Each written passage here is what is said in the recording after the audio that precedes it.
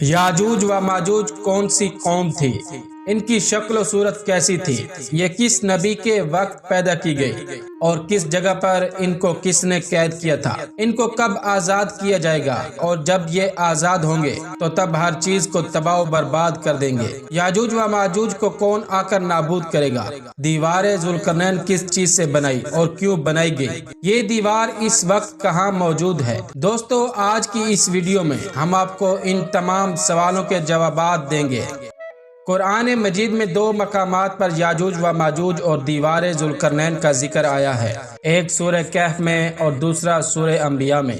قرآن مجید واضح طور پر گواہی دیتا ہے کہ یاجوج و ماجوج یہ دو وحشی خونخوار قبیلوں کے نام تھے۔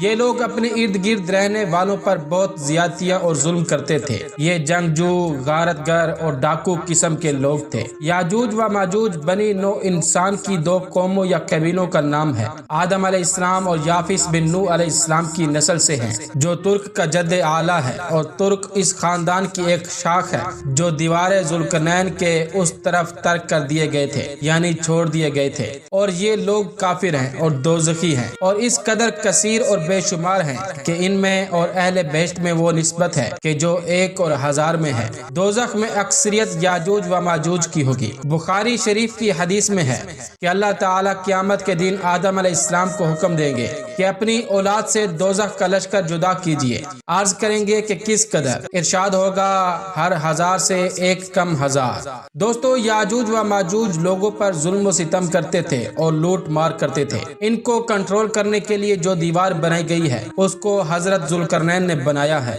خدا نے حضرت ذوالقرنین کو قدرت، ثبات، قوت اور حکومت بخشی۔ خدا نے حضرت ذوالقرنین کو ان لوگوں کے پاس بھیجا جن پر یاجوج و ماجوج ظلم کرتے تھے۔ قرآن مجید کی سورہ کہف آیت نمبر 93 میں ارشاد ہوتا ہے، اور ذوالقرنین نے اس طرح اپنا سفر جاری رکھا یہاں تک کہ وہ 2 پہاڑوں کے درمیان پہنچا۔ وہاں ان 2 گروہوں سے مختلف ایک اور گروہ کو دیکھا۔ یہ لوگ کوئی بات نہیں سمجھتے تھے۔ اس وقت یہ لوگ یاجوج و ماجوج نامی خونخوار اور سخت دشمن سے بہت تنگ اور مصیبت میں تھے۔ حضرت ذوالقرنین کے جو عظیم قدرتی وسائل کے حامل تھے، جب حضرت ذوالقرنین ان لوگوں کے پاس پہنچے جن پر یاجوج و ماجوج ظلم کرتے تھے تو ان کو بڑی تسلی ہوئی۔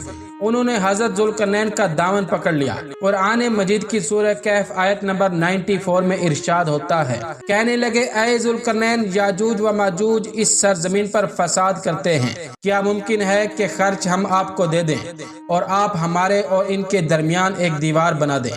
قرآن مجید کی سورہ کہف آیت نمبر 95 اور 96 میں ارشاد ہوتا ہے، اس پر ذوالقرنین نے کہا، یہ تم نے کیا کہا؟ اللہ نے مجھے جو کچھ دے رکھا ہے وہ اس سے بہتر ہے کہ جو تم مجھے دینا چاہتے ہو، اور میں تمہاری مالی امداد کا محتاج نہیں ہوں۔ تم قوت اور طاقت کے ذریعے میری مدد کرو تاکہ میں تمہارے اور ان 2 مفسد قوموں کے درمیان مضبوط اور مستحکم دیوار بنا دوں۔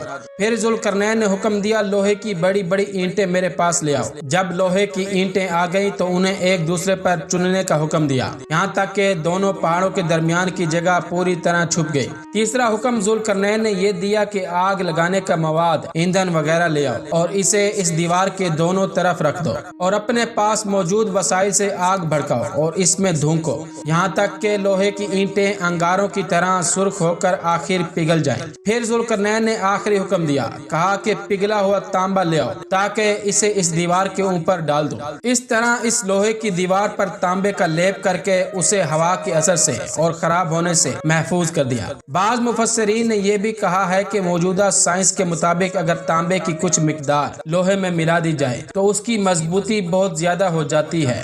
ذوالقرنین چونکہ اس حقیقت سے آگاہ تھے، اس لیے انہوں نے یہ کام کیا۔ آخرکار یہ دیوار اتنی مضبوط ہو گئی کہ اب وہ مفسد لوگ نہ اس کے اوپر چڑھ سکتے تھے اور نہ اس میں سوراخ کر سکتے تھے۔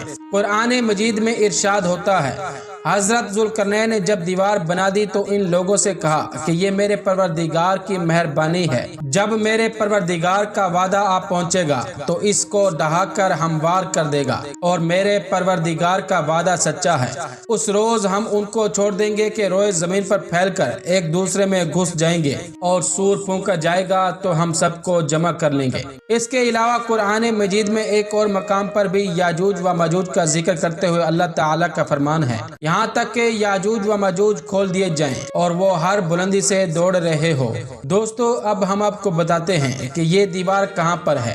بعض لوگ چاہتے ہیں کہ اسے مشہور دیوار چین پر منطبق کریں کہ جو اس وقت موجود ہے اور کئی 100 کلومیٹر لمبی ہے، لیکن واضح ہے کہ دیوار چین لوہے اور تانبے سے نہیں بنی ہے اور نہ وہ کسی چھوٹے کوہستانی درے میں ہے، وہ ایک عام مسالے سے بنی ہوئی دیوار ہے۔ بعض یہ کہتے ہیں کہ یہ دیوار معرب ہے کہ جو یمن میں ہے۔ یہ ٹھیک ہے کہ دیوار معرب ایک کوہستانی درے میں بنائی گئی ہے، لیکن وہ سیلاب کو روکنے کے لیے اور پانی ذخیرہ کرنے کے مقصد سے بنائی گئی ہے، اور ویسے بھی وہ بھی لوہے اور تانبے سے بنی ہوئی نہیں ہے، جبکہ علماء و محققین کی گواہی کے مطابق سرزمین قفقاز میں دریائے خزر اور دریائے سیاہ کے درمیان پہاڑوں کا ایک سلسلہ ہے کہ جو ایک دیوار کی طرح شمال اور جنوب کو ایک دوسرے سے الگ کرتا ہے۔ اس میں ایک دیوار کی طرح کا درہ موجود ہے جو مشہور درہ داریال ہے۔ یہاں اب تک ایک قدیمی تاریخی لوہے کی دیوار نظر آتی ہے۔ اسی بنا پر بہت سے لوگوں کا نظریہ ہے کہ دیوار ذوالقرنین یہی ہے۔ یہ بات جاذب نظر ہے کہ وہیں قریب ہی سائرس نامی ایک نہر موجود ہے، اور سائرس کا معنی کورش ہی ہے، کیونکہ یونانی کورش کو سائرس کہتے تھے۔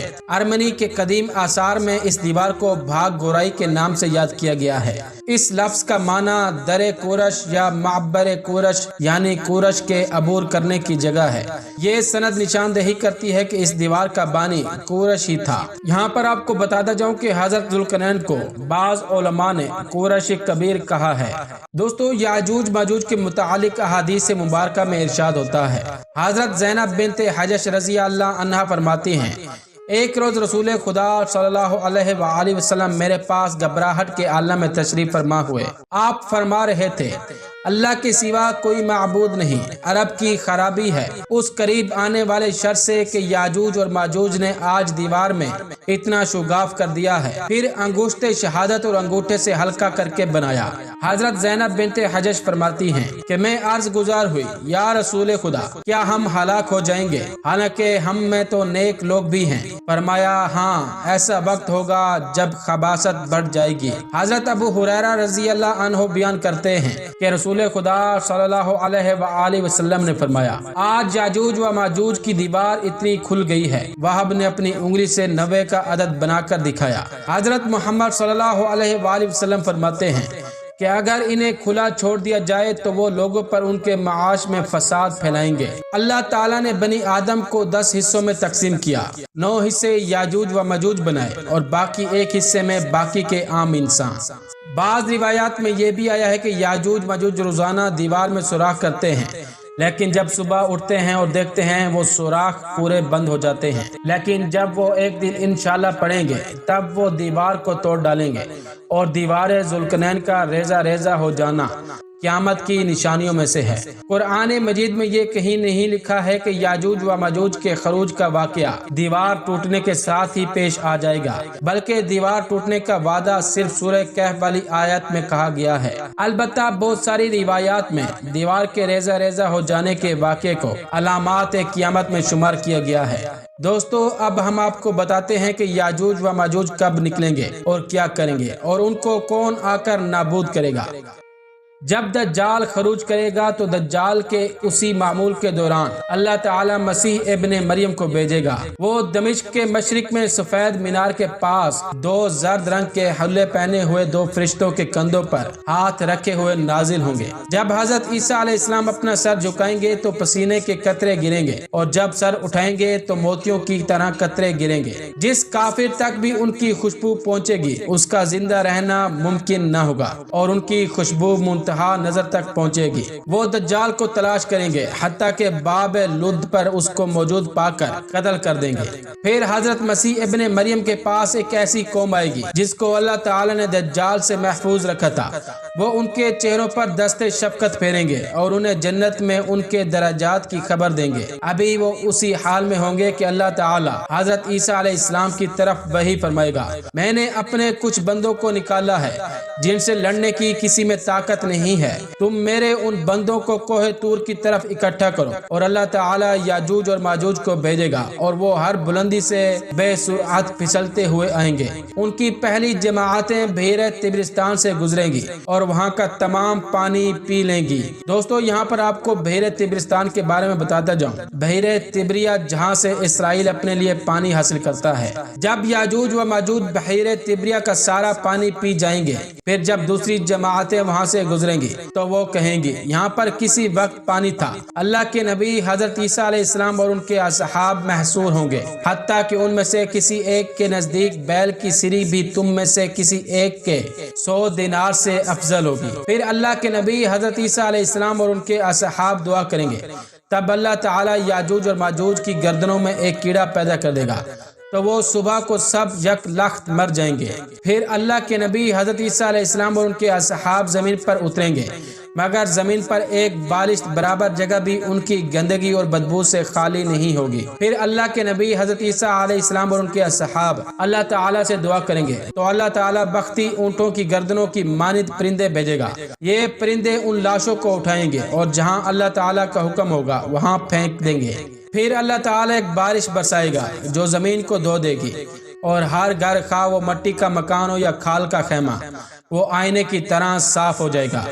پھر زمین سے کہا جائے گا تم اپنے پھل اگاؤ اور اپنی برکتیں لٹاؤ۔ سو اس دن ان کی ایک جماعت ایک انار کو سیر ہو کر کھا لے گی۔ وہ ایک دودھ دینے والی گائے لوگوں کے ایک قبیلے کے لیے کافی ہوگی، اور دودھ دینے والی بکری ایک گھر والوں کے لیے کافی ہوگی۔ اسی دوران اللہ تعالیٰ ایک پاکیزہ ہوا بھیجے گا جو لوگوں کی بغلوں کے نیچے لگے گی، اور وہ ہر مومن اور ہر مسلم کی روح قبض کر لے گی، اور برے لوگ باقی رہ جائیں گے جو گدھوں کی طرح کھلے عام جمع کریں گے، اور انہی پر قیامت قائم ہوگی۔